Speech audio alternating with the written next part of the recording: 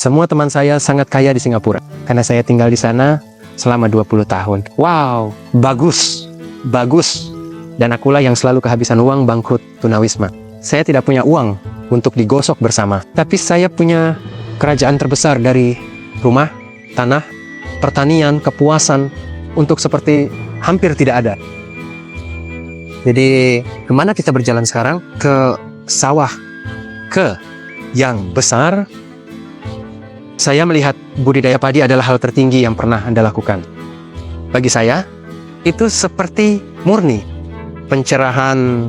Jadi, menurut Anda, berapa banyak pekerjaan yang Anda lakukan di sawah itu? Selama 2 bulan terakhir, di mana minimal 4 jam setiap hari. Saya suka bangun jam 6 dan berada di sana sekitar jam 6:30. Itu hanya lebih dingin dan serangganya tidak terlalu buruk. Jauhkan aku untuk ular karena ada satu yang tinggal di sekitar sini.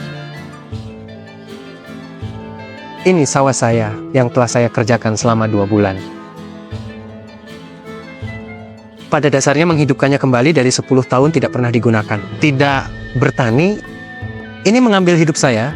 Sebenarnya musim mempersiapkan, melakukan tempat tidur, tempat duduk, dan melakukan bidang itu. Ya Tuhan, itu pekerjaan. Saya menikmatinya jelas. Ini hanya semacam meditasi benar-benar. Saya menggali semua saluran air dengan ini.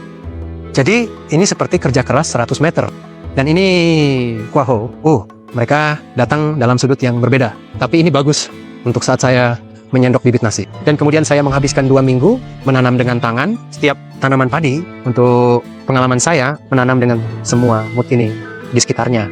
Seperti besar, gundukan lemak besar, dan kemudian akan duduk dan jatuh. Semua yang saya lakukan tidak untuk dijual. Ini hanya saja saya ingin swasembada. Jadi, alih-alih menghasilkan uang, lakukan sesuatu video kecil sehingga Anda tidak perlu menghasilkan uang.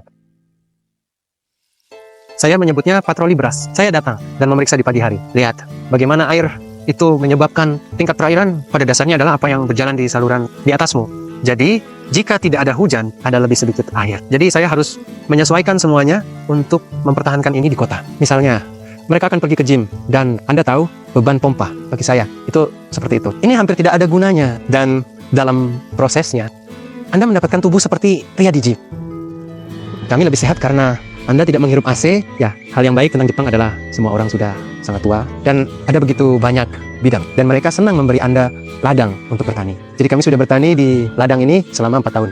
Mereka mengetuk pintu Anda lagi. Bisakah Anda membawa cucian Anda dan menutup semua jendela Anda? Kami melakukan insektisida. Bubuk putih ini meledak dari tabung ini, dan mereka seperti pakaian luar angkasa. Jadi saya pikir ini tidak mungkin benar. Mereka telah menanam padi selama 2000 tahun dan mereka tidak pernah menggunakannya kimia. Jadi saya pikir aku akan menanam padi, dan itu nasi terindah yang pernah kamu makan. Dan kenapa menanam beras hitam? Saya selalu ingin membuat nasi Jepang asli. Ditambah itu sangat bagus untukmu. Yang aku butuhkan di usiaku. Dan hal yang baik dengan nasi hitam adalah Anda menambahkan hanya sebagian kecil ke nasi putih untuk makan malam. Jadi kamu tidak perlu tumbuh sebanyak itu. Lantas plot kecil ini lebih dari cukup untuk persediaan beras hitam setahun. Banyak petani yang terobsesi dengan gulma. Mereka merasa harus menghapus semuanya. Tapi kamu hanya tidak melihat saya. Apakah ada alasan untuk gulma? Kalau tidak, mereka tidak akan ada. Jadi saya suka mereka.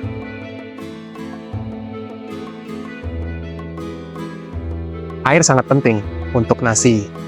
Dan yang bagus dari sawah saya adalah air. Langsung dari gunung. Benar-benar murni seperti biasa. Saya sangat suka plastik. Jadi semuanya disalurkan ke dalam bambu. Hanya karena itu alami dan gratis dengan baik. Seperti apapun di free house. Hampir.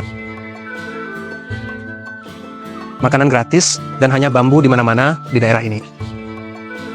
Jadi saya mengirim teman saya di Inggris gambar bidang saya, dan tanggapan adalah gadis yang terlihat seperti banyak kerja keras untuk semangkuk karbohidrat kosong.